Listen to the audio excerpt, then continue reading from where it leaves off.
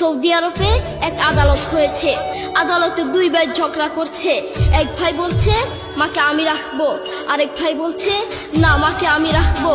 দোনো ভাই ঝগড়া করছে মাকে ঘরে রাখার জন্য।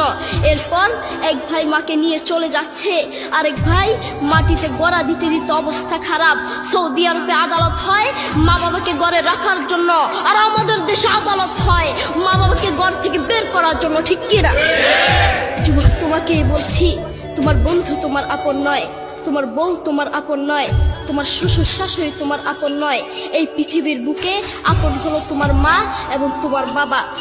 করোনা আসার পরে প্রমাণ করে দিয়েছে কে আপন। এক মেয়ে তার মাকে ফোন করে বলছে, মা আমার স্বামীর করোনা হয়েছে। মা বললেন সাবধান, তার কাছে যাবি না, আমি সকালে সিএনজি পাঠিয়ে দিব, তুই টপ করে সিএনজিতে উঠে যাবি। এটার নাম দুনিয়া, এটার নাম দুনিয়া। করোনা হওয়ার পরে বন্ধু বন্ধুর কাছে যায় নাই, করোনা হওয়ার পরে শ্বশুর শাশুড়ির কাছে যায় নাই, করোনা হওয়ার পরে স্বামী স্ত্রীর কাছে যায় নাই। কিন্তু করোনা হওয়ার পরে এখনো ইতিহাস আছে, মা তার ছেলেকে গিয়ে চুমু খেয়েছে। করোনা হওয়ার পরে এখনো ইতিহাস আছে, বাবা তার ছেলেকে কাঁধে নিয়ে হাসপাতালে গিয়েছে, ঠিক কিনা? যুবক, তুমি তোমার মাকে কিচ্ছু মনে করছো না। তোমার মাকে তুমি ঘর থেকে বের করছো। ছেলে বিদেশ থেকে এসেছে, এসে শ্বশুর বাড়িতে গিয়েছে, তারা তাকে উল্টা পাল্টা বুঝিয়েছে।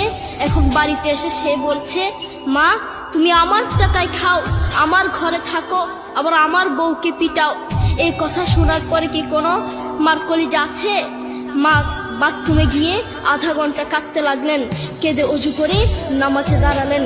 নামাজ পড়ে আল্লাহর কাছে বলতে লাগলেন, আল্লাহ তুমি আমার মার উপর রাগ করিও না, আমার ছেলের উপর রাগ করিও না, ও ভুল করেছে, তুমি আমার ছেলের উপর রাগ করিও না, আমি আমার ছেলেকে বুঝাবো। এরপর মা গিয়ে ছেলেকে বুঝাচ্ছেন, বলছেন, বাবা তুমি আমাকে বের করে দিবা, সমস্যা নেই, তুমি আমাকে বের করে দিও, কিন্তু আমার একটা স্বপ্ন আছে।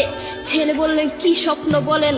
মা বললেন, তুমি বাজারে গিয়ে একটা পাকা আম নিয়ে আসবা, এসে তোমার বুকের উপর রাখবা, সকালে উঠে ওটা আমি খাবো। এরপর ছেলে বললেন, আচ্ছা ঠিক আছে।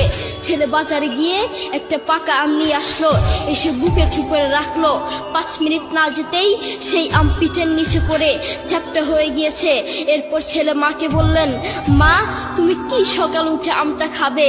ওটা 5 মিনিট না যেতেই পিঠের নিচে পড়ে চ্যাপ্টা হয়ে গিয়েছে। এরপর মা চোখের পানি ছেড়ে বলল, বাবা আমি আসলে তোকে খাওয়ার জন্য বলি নাই, আমি আম খাওয়ার জন্য